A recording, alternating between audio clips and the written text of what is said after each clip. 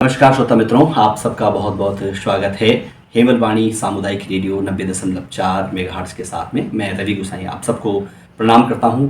आज हमारे साथ में इस कार्यक्रम में हैं डॉक्टर वीर सिंह जी, जो कि खास तौर पर पंतनगर जो कृषि विश्वविद्यालय है वहाँ पर कार्य कर चुके हैं और बहुत सारे क्षेत्रों का अपना एक उनका विराट अनुभव है।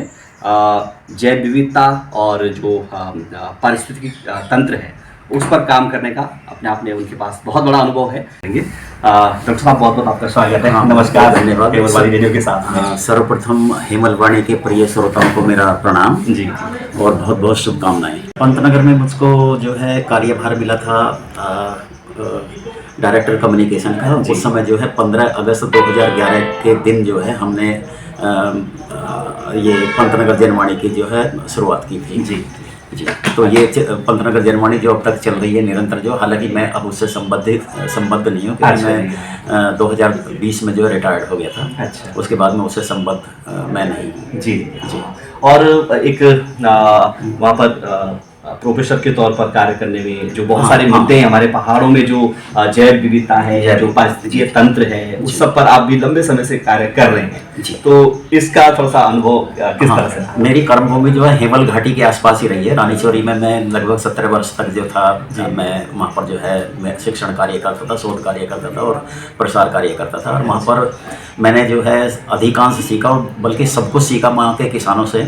प्रिय विजय जड़धारी मेरे मित्र हैं, उनसे भी बहुत कुछ सीखा। और उन्होंने जो बीज बचाओ आंदोलन प्रारंभ किया था उससे बहुत प्रेरणा मिली, न सिर्फ मुझको, न सिर्फ पर्वतीय क्षेत्रों को, बल्कि पूरी दुनिया को। और ये कृषि के क्षेत्र में सरकारी तंत्र में भी जो है उस समय जो है बायोडाइवर्सिटी की, कृषि क्षेत्र में जो विविधता की जो है आवश्यकता समझी गई। ये 1900 जब इसकी शुरुआत की गई थी 1987 था, और 1987 अब तक का जो भयंकरतम सूखा वर्ष रहा है। तो उस समय जो जितने भर भी बीज थे, जो तथाकथित तो उन्नत बीज थे, वो सब फेल हो गए थे पानी की कमी से और जलवायु परिवर्तन से। तो उस समय अगर बीजों ने या फसलों ने जो शायद जो लोगों की रक्षा की थी, जो लोगों का साथ दिया था और भरपूर साथ दिया था, वो वहीं के लोकल बीज थे, लोकल फसलें थी जिन्होंने साथ दिया। और उस समय उन फसलों ने, जो पर्वतीय क्षेत्र की अपनी फसलें थी, जो वहाँ के इंडिजिनस सीड थे, उन्होंने न सिर्फ उतनी ही उपज दी जितनी वो देते चले हैं, बल्कि कुछ बीजों ने तो और भी अधिक उपज दी। जैसे रामदाना की उपज उस समय रिकॉर्ड हुई थी उस वर्ष में जो है। तो इससे सीधा स्पष्ट होता है कि जो इंडिजिनस चीज़ है, जो सदैव वहीं से विकसित हुई है, उसी क्षेत्र में, उसी जलवायु में, उन्हीं लोगों के बीच में, उन्हीं लोगों के द्वारा जो प्रबंधित की गई है जैव विविधता, वो प्रॉमिसिंग है। वो कभी जो है धोखा नहीं दे सकती। और जब जैव विविधता कृषि क्षेत्र से विलग कर दी जाती है और कृषि और यानी हमारी फूड सेफ्टी, फूड सुरक्षा जो है कुछ ही तथाकथित उन्नत बीजों पर निर्भर रहती है, तो हम किसी भी समय, किसी भी तरह के जलवायु परिवर्तन हो या कोई दूसरा दुर्भिक्ष हो, तो हम धोखा खा सकते हैं। लेकिन जब हमारे पास में बहुत घनी विविधता होगी, तो हम एक बीज नष्ट हो सकता है, 2 हो सकते हैं, 3 हो सकते हैं, लेकिन पूरा जो खाद्य देने वाले सारे बीज नष्ट नहीं हो सकते हैं किसी भी तरह से। तो इसलिए जो है जो इसकी कृषि क्षेत्र में जो कृषि विविधता की सुरक्षा, कृषि विविधता का संरक्षण, वो हमारे जो है फूड सिक्योरिटी से सीधे जुड़ा हुआ है, हमारी खुशियों से सीधे जुड़ा हुआ है, हमारे सुरक्षित भविष्य से सीधा जुड़ा हुआ है। तो एक तरफ पहाड़ों में उत्पादन कम हो रहा है, लोग खेती छोड़ रहे हैं, जंगली जानवर हैं, बहुत सारे उसके कारण हैं। तो क्या लग रहा है, पूरे देश में एक माहौल और चर्चा का माहौल बना हुआ है जी, तो इस बीच क्या लग रहा है आपको, आगे का भविष्य किस तरह से देख रहे हैं? इस समय मिलेट्स की जो है याद आ रही है पूरी दुनिया को, ये बहुत ही महत्वपूर्ण है। लेकिन मिलेट्स जो है हमारे, क्योंकि इसलिए याद आ रही है क्योंकि हमारे जीवन से ये अलग होते चले जा रहे थे।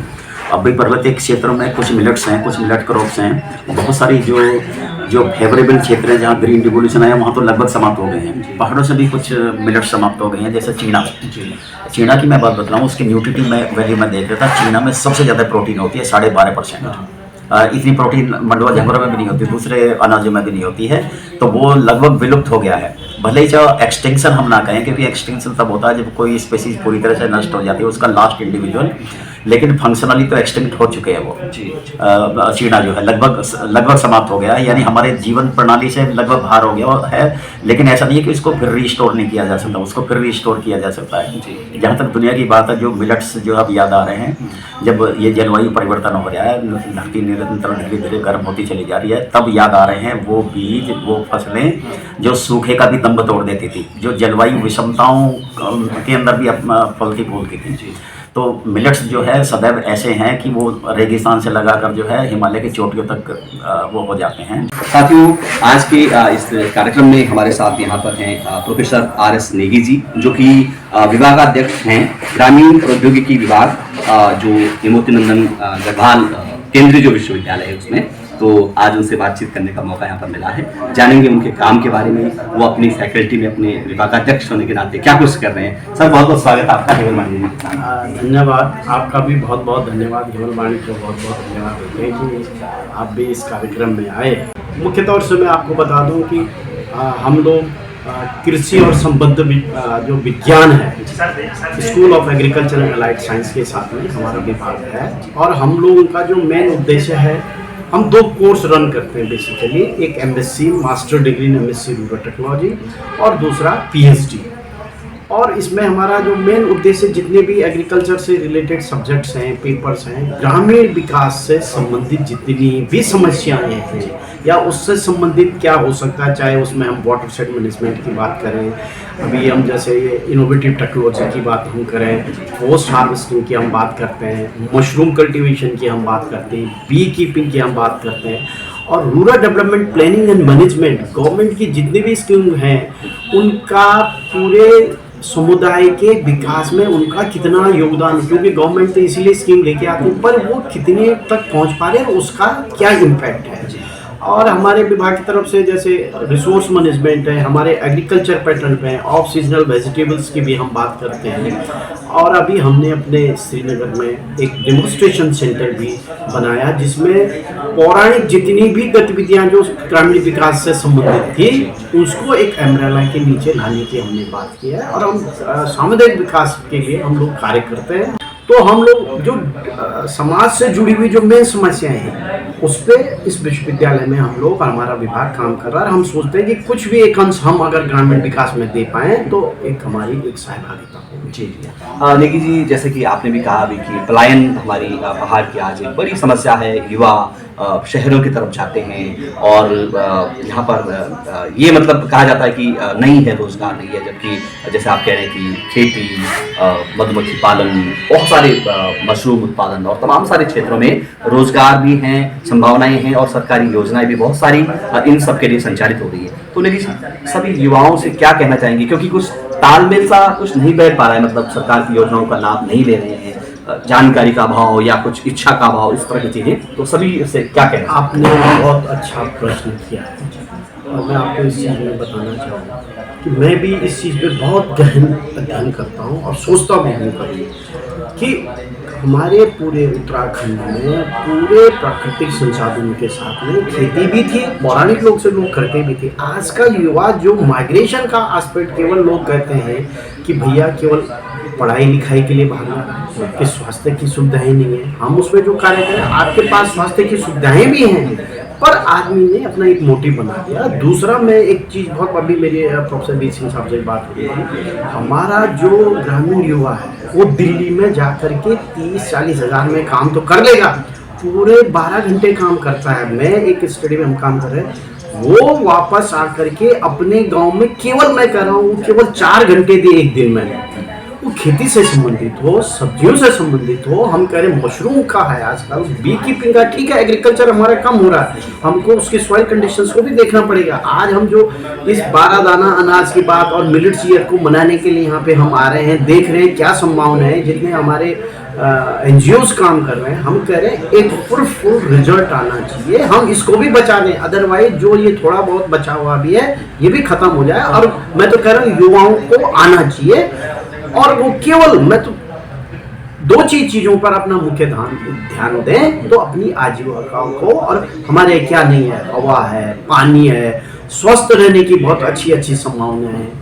तो इसको युवा को हमको वापस खींचने की जरूरत है। तो बहुत कुछ है हमारे इन पहाड़ों में भी, और अगर हम अपनी परंपरागत चीज़ों को, जैसे आपने कहा कि हम आज के संदर्भ में भी उनको जोड़ें, तो काफ़ी योजनाएं भी हैं और काफ़ी कुछ, जैसे आपने कहा कि हम घंटों घंटों जो है दिन रात मेहनत करके कहीं पर कुछ बाहर पैसा कमाते हैं, लेकिन यहाँ पर थोड़ा भी हम समय अगर दें तो हम कर सकते हैं। हर चीज का जो प्रतिफल आएगा वो रुक के आएगा। आज की डेट में जैसे आपने भी कहा, बहुत बड़ी अपार संभावनाएं मैं कहा युवा को, मैं कह रहा हूँ खींचने की। हम आज इस पे भी बात करेंगे, इस जो कॉन्फ्रेंस है, कि युवा का जो माइंड सेट है उसको खींचना पड़ेगा ग्रामीण ग्रुप का। अदरवाइज विस्थापन बहुत बड़ा प्रॉब्लम नहीं है। जब तक युवा को लेके नहीं आएंगे उसको, और सरकार से हमारा ये, अब हम सरकार पे न जाएं, सरकार ग्रामीण क्षेत्रों के पास आए, आप करिए। न तो परियोजनाएं तो बहुत सारी हैं, बट आपको उनके घर तक पहुंचना पड़ेगा काम करने के लिए। युवाओं को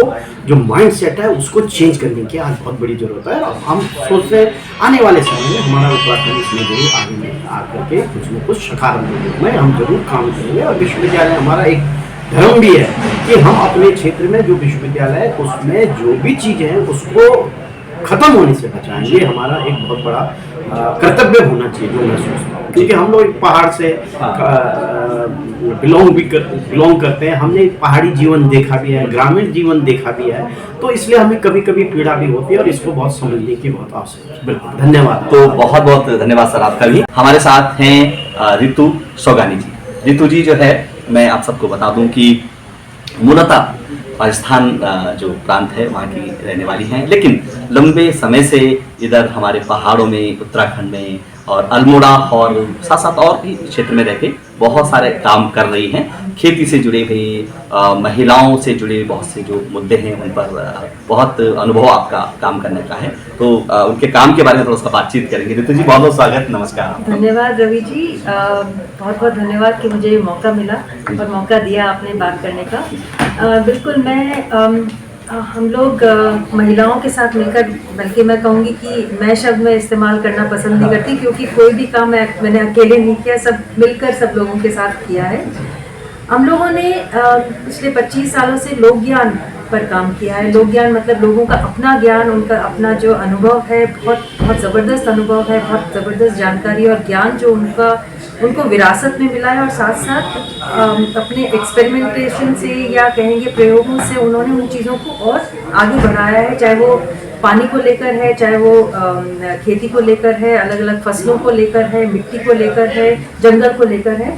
और हम, क्योंकि इन सारी चीज़ों को हमारे जो किसान भाई बहन हैं और जो हमारे समुदाय हैं, जो हमारे लोग हैं, वो सब बहुत समग्र दृष्टि से देखते हैं। किसी को अलग अलग कंपार्टमेंट में नहीं डालते कि ये खेती है और ये फसल है और ये पानी है और ये मिट्टी है और ये जंगल है। समग्र दृष्टि से देखते हुए लोगों का जो ज्ञान है, जानकारी है, अनुभव है, इन चीज़ों को